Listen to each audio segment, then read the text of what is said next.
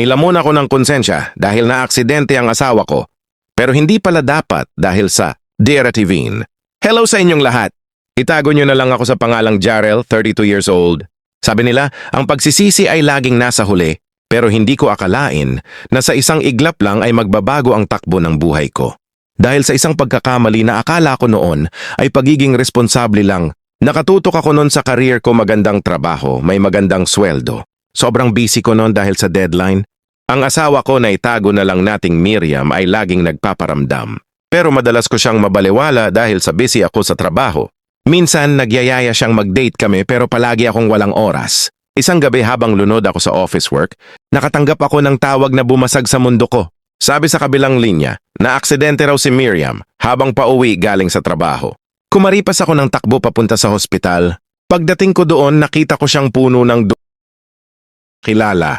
Agad siyang dinala sa ICU para sa sunod-sunod na surgeries na tumagal ng 7 oras. Habang naghihintay ako sa labas ng operating room, doon ko naisip ang lahat ng mga araw na binaliwala ko siya. Yung mga moments na sinasabi ko sa kanya na, busy ako, may trabaho pa ako. O kaya naman ay yung mga dinner dates na nakansela dahil sa biglaang meeting sa office. Ang sakit isipin na kailangan pa palang mangyari ang ganitong trahedya para lang ma-realize ko kung gaano siya kahalaga sa akin. Kung bibigyan lang ako ng isa pang pagkakataon, ibibigay ko sa kanya ang lahat ng oras ko sa mundo. Hindi ko kayang mabuhay nang wala siya. Lumabas ang mga doctors at sinabing ligtas na siya, pero hindi na siya makakalakad pang muli dahil sa tindi ng pinsala sa kanyang spine. Gumuho ang mundo ko at hindi ko mapigilang humagulgol nang makita ko siyang nakahiga at wala pang malay.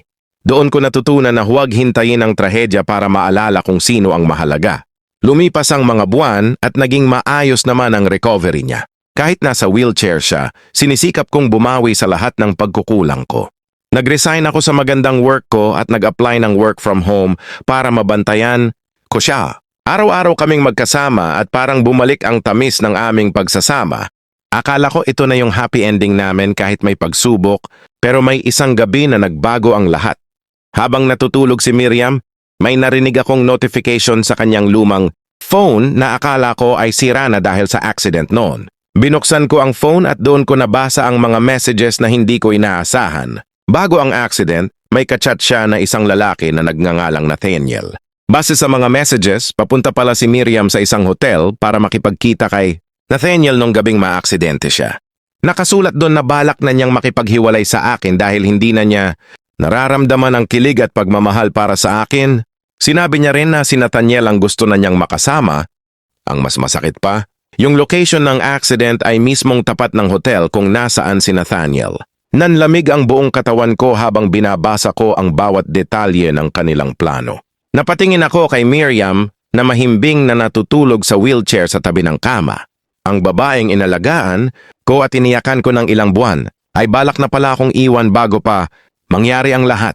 Ngayon, nakatali ako sa kanya dahil sa kondisyon niya, pero ang puso ko ay punong-puno na ng puot at sakit. Ang trahedyang akala ko ay nagligtas sa aming pagsasama ay siya palang naging paraan para makulong ako sa isang relasyong matagal na palang walang saysay. Minsan, ang second chance na hinihingi natin ay hindi pala biyaya, kundi isang masakit na parusa para sa ating mga pagkukulang. Ano po gagawin ko dahil naguguluhan ako? Iiwanan ko ba siya kahit alam ko na mahihirapan siyang mag-isa? O habang buhay ko na lang babaunin ang sakit na kanyang ginawa? Paano kung hindi na ako ang mahal niya? Nagtitiis na lang siya dahil sa kalagayan niya.